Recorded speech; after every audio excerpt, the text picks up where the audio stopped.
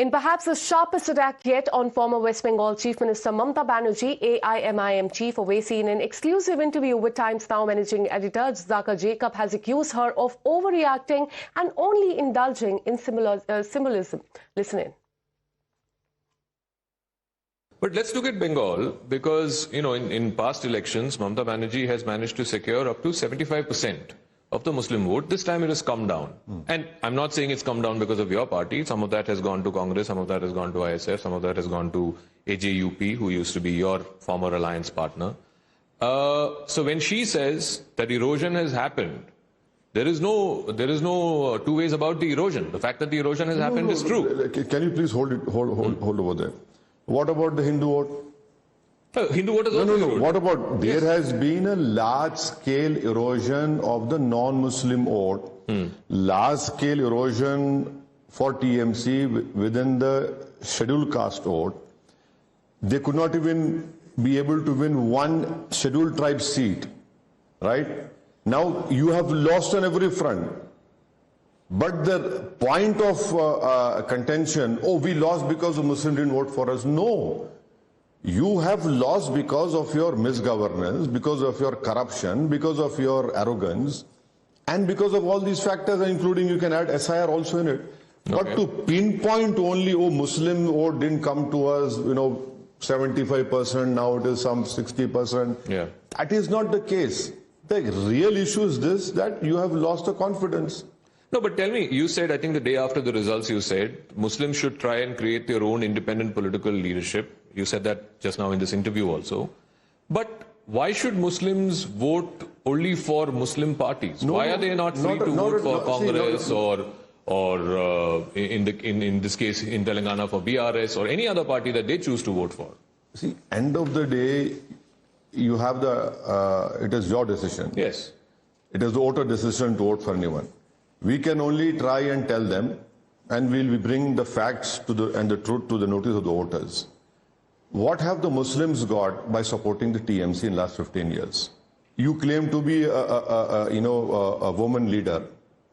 Why is it that in Malda, Murshidabad, you have a woman making 1,000 BDs for 960 rupees?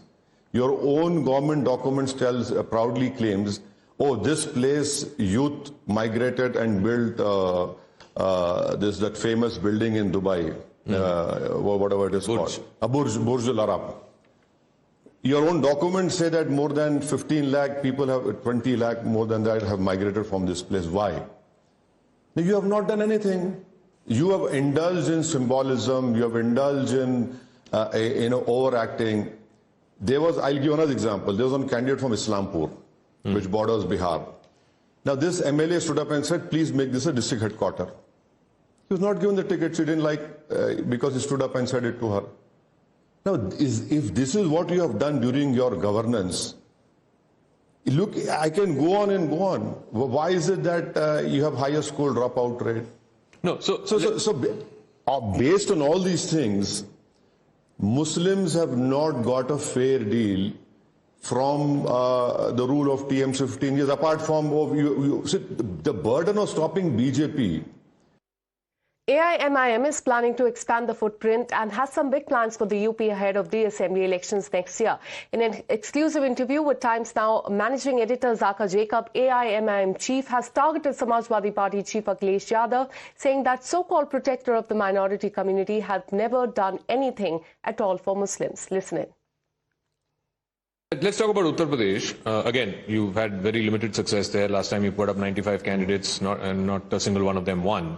Recently, I think you were campaigning there, or you began your campaign there for 2027, and you said you will shut Akhilesh's shop in Uttar Pradesh. And he responded the next day saying, why is he not saying, I will shut Yogi's shop, I will shut BSP's shop, I will shut other parties' shop? Why is he targeting Akhilesh? Of course, I mean, if media or Akhilesh is only interested in seeing what I'm telling to them, we have said a lot of things based on facts against BJP, against the present chief minister, against their illegal actions, against their killing of people in the name of encounters. We have said it enough.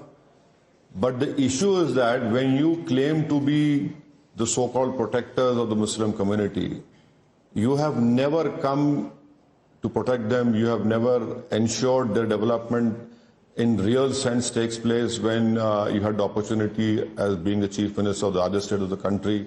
In fact, Akhilesh Yadav presided over the biggest migration of Muslims after partition. Muzaffarnagar, right? 50,000 people were displaced when he was the chief minister. No, but again, he is asking the question as to, why is this Hyderabad party coming in contesting here? Last time they put 95 candidates, not a single one of them won. When his party can contest in Maharashtra, we don't say why are you coming to Maharashtra. This is like a very, it's like not only entitlement but very feudalistic mentality Akhilesh Yadav has.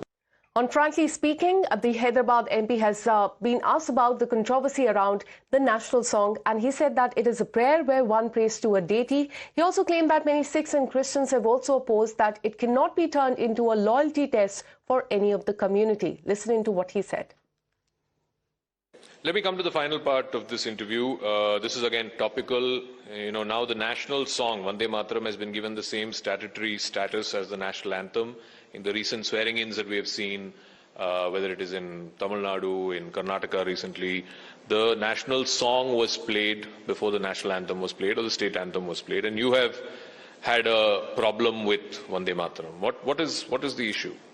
Now, when Baba Sahib Ambedkar and our elders in Constituent Assembly made this constitution for you and me or all the Indians, it talks about freedom of religion, Article 25.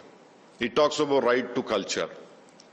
Now, what sort of homage are you paying to Rabindranath Tagore, to Netaji Subhash Chandra Bose, who had said that the Vande Mataram will be not acceptable to Muslim community?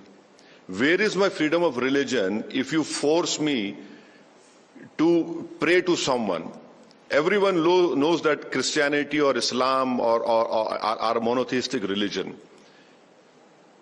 How is it that those people, those organizations who did not play a single role in the War of Independence, who did not even lay down a single life against the Britishers, now come and tell me that the test of your loyalty is you sing this song, which will take me away from my religion? No, but none of the others are coming in complaining about the song, Mr. Who? No, Christians are not coming out and saying we can't sing. There are many, I'm sorry, but there are many Christians who opposed it. There are many Sikhs who have opposed it. In fact, there are many Buddhists and Jains also who have opposed it. How is it that this becomes a loyalty test for me?